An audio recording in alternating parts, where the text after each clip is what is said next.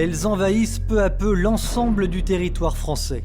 Ce, dans une indifférence quasi générale. Indifférence, car que pèse une population modeste voire pauvre dans certaines zones du territoire face aux fortunes colossales des lobbies qui règnent en maître. Des lobbies à qui l'on offre des tribunes dans les journaux, drapés d'un discours enjôleur et confortés par les pouvoirs politiques en place. C'est en fait dans une opacité absolue que les éoliennes débarquent un peu partout dans l'Hexagone, les campagnes, les villages. Il en existe 5000 aujourd'hui en France. Les hystériques de l'énergie soi-disant verte veulent en implanter 25 000 dans notre pays. Histoire d'un immense scandale légalisé par l'État.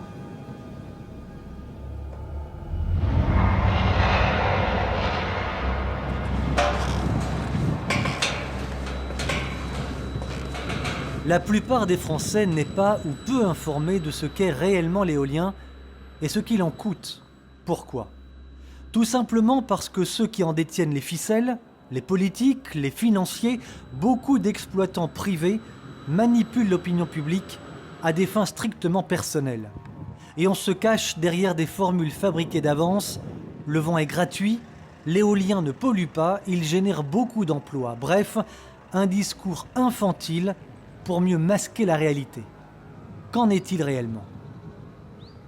C'est des machines qui sont censées faire de l'électricité et en réalité, elles en font très peu. Et en plus, ce qui est beaucoup plus grave, c'est que comme elles marchent avec le vent, quand il n'y a pas de vent, il n'y a pas d'électricité. Donc ça veut dire que derrière une éolienne, quelque part, puisqu'on ne stocke pas le courant, vous avez des moyens de production qui se substituent aux éoliennes et qui ne sont pas du tout écologiques. Ce sont des centrales à charbon ou des centrales à gaz.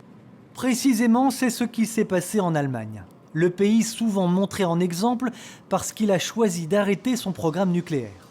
Ironie du sort, l'installation d'éoliennes un peu partout sur son territoire a contraint l'Allemagne à augmenter la production de ses usines à charbon et à gaz pour combler le déficit de production des éoliennes.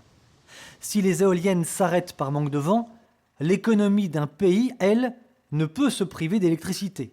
Conséquence, l'effet inverse de l'objectif visé au départ, car du coup, l'Allemagne a augmenté fortement ses rejets de CO2 dans l'atmosphère. Splendide résultat. Est-ce que la France a besoin, pour son électricité intérieure, d'éoliennes supplémentaires à l'énergie nucléaire ? Il se trouve que la France n'a pas besoin d'électricité puisqu'on en exporte 15%. Donc la messe est dite, si vous avez mieux. Donc il n'y a pas besoin d'éoliennes ? Non, mais ce qui est pire encore, c'est qu'il y a un mensonge beaucoup plus terrible derrière. C'est-à-dire qu'on fait croire aux gens qu'on va fermer des centrales parce qu'on met des éoliennes. Or, depuis 10 ans, d'abord, on n'en a pas fermé une. Donc on se paye la tête des gens.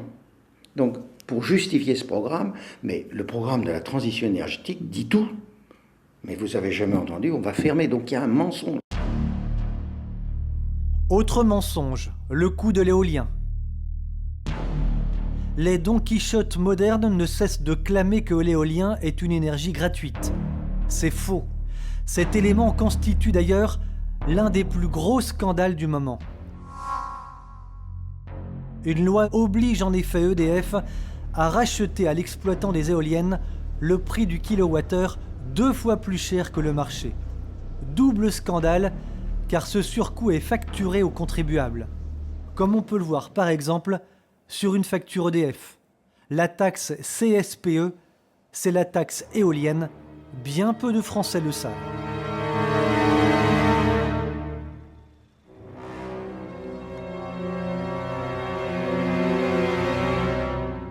Pour parvenir à leur fin, les exploitants d'éoliennes se parent des plus beaux discours et usent de pression dès que des habitants leur résistent. Philippe Le Bouvier, un habitant du département de la Manche, en fait les frais. Alors qu'un exploitant privé projetait d'encercler 2 villages d'éoliennes, Montbray et Margueray, Philippe Le Bouvier a porté plainte. Est-ce que l'exploitant vous a proposé une somme d'argent pour que vous arrêtiez la procédure ? Oui, une très grosse somme. Après m'avoir proposé des trucs plus bénins, notamment le rachat de ma maison, me trouver une autre maison à quelques kilomètres, travailler pour eux comme gardien d'éolienne, ça m'a fait... Gardien d'éolienne, oui. C'est le poste que l'exploitant vous a proposé. Oui. Et ensuite, donc, comme ça ne fonctionnait pas, plus tard, ils m'ont proposé une très grosse somme d'argent, par intermédiaire d'avocats interposés. Vous avez accepté? Non. Parce que cet habitant a refusé de vendre son honneur contre une grosse somme d'argent, plusieurs dizaines de milliers d'euros, l'exploitant développeur des éoliennes, un Allemand, va se venger en portant plainte à son tour. Dans ses demandes, l'industriel éolien va lui réclamer 2 300 000 euros de dommages pour perte d'exploitation. Peu importe qu'il y ait procédure ou pas, le projet s'est fait malgré tout. Les 10 éoliennes encerclent aujourd'hui les deux communes. Un vrai scandale, scandale d'autant plus important quand on sait les nuisances que les éoliennes occasionnent. Pour comprendre le stress et l'angoisse vécus par les habitants vivant à proximité de ces monstres de fer, nous avons voulu nous trouver ici même, dans le département de la Manche, sur la commune de Sortoville en Beaumont. Vous pouvez constater, juste derrière moi, le bruit produit par ces machines.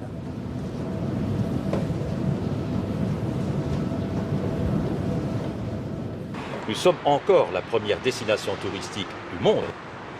Et quand vous voyez la carte des régions où on veut implanter des éoliennes, elle est catastrophique. Et je pèse mes mots, c'est une catastrophe. Je dirais, en ce qui concerne, en réponse à votre question, la population, les gens ne sont pas informés du tout.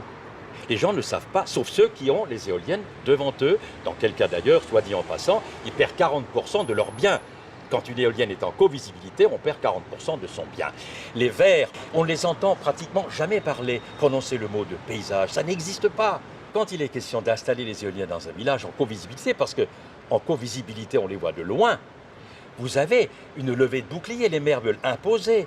Les promoteurs sont dans la salle. Et quand un garçon est contre, on ne lui donne pas la parole. Il a la parole au bistrot quand les gens sortent. Vous l'avez constaté ça? Mais bien entendu, je l'ai constaté en Alsace.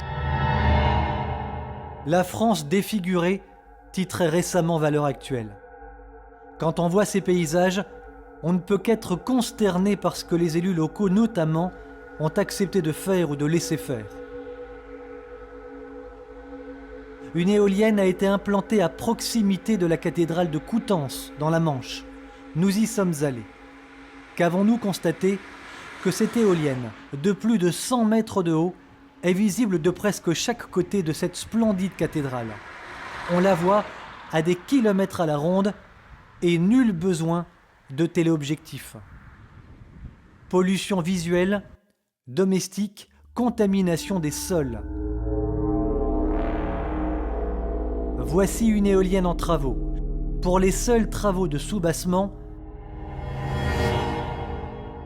40 tonnes de ferraille et entre 800 et 1500 tonnes de béton nécessaires, du béton qu'on ne pourra jamais retirer.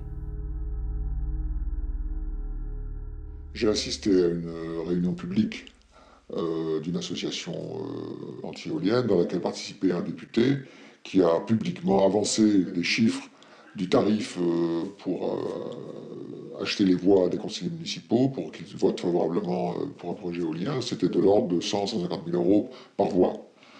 Pour que le projet se fasse. Pour que le projet se fasse. Vous voulez dire que la corruption est vraiment installée et presque généralisée?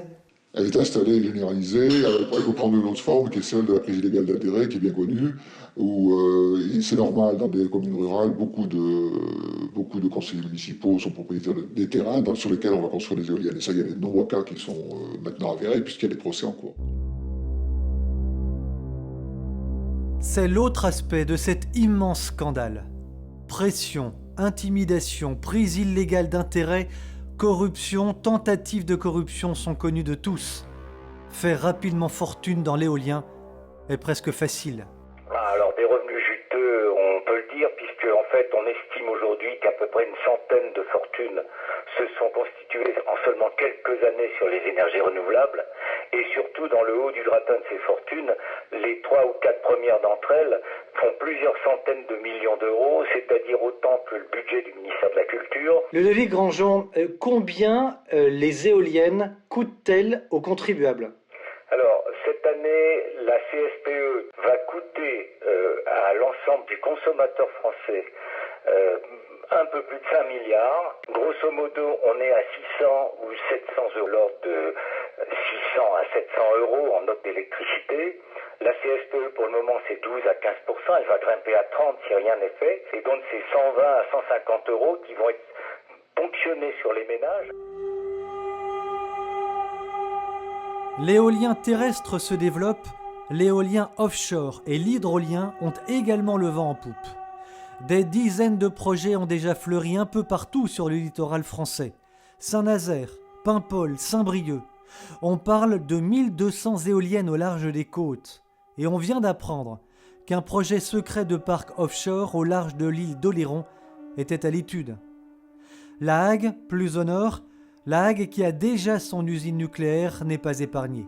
On parle ici de 6 fermes tests entre les côtes françaises et les îles anglaises. On sait qu'il y a 6 opérateurs qui ont répondu pour pouvoir bénéficier de mise en place de fermes pilotes pour mettre leurs démonstrateurs, puisque la vraie hydrolienne n'est toujours pas techniquement finalisée. Donc chacun va mettre son petit moulin à eau dans la zone réservée pour 6 fermes. Et à terme, si vraiment ça marche, donc on va faire l'hydrolienne, et là on va faire des champs complets. Des champs complets d'hydrolienne. Bon, des CNS parlaient de 1000 hydroliennes. Quelque part, ces gens-là, ou ils n'ont jamais mis le pied sur un bateau dans la zone considérée, parce qu'il y a quand même un gros inconvénient, c'est que nous avons des voisins proches, et entre Aurigny et la pointe de la Hague, il y a 10 km. Donc, mettons 1000 éoliennes côté français, hydroliennes, pardon. Et puis alors, Aurigny, avec la Grande-Bretagne et Guernesey, a aussi sa propre volonté de mettre des hydroliennes partout dans leurs eaux. L'absurdité absolue face à une hystérie intellectuelle et financière. Car en installant des hydroliennes et des éoliennes offshore sur le littoral, les bateaux vont voir leur zone de pêche réduite et les obstacles considérablement augmentés. À l'heure où les hommes politiques ne cessent de parler d'économie, on engloutit des milliards dans un système qui massacre la France, ne produira aucun emploi durable et au final payé par le contribuable pour enrichir encore des privés.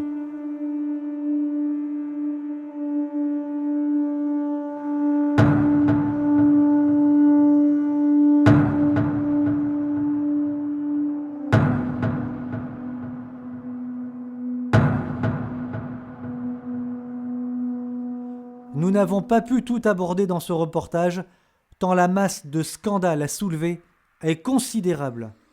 On sait par exemple que de nombreux projets visent par exemple maintenant les parcs naturels régionaux. Dans le Languedoc-Roussillon, on veut mettre 600 éoliennes.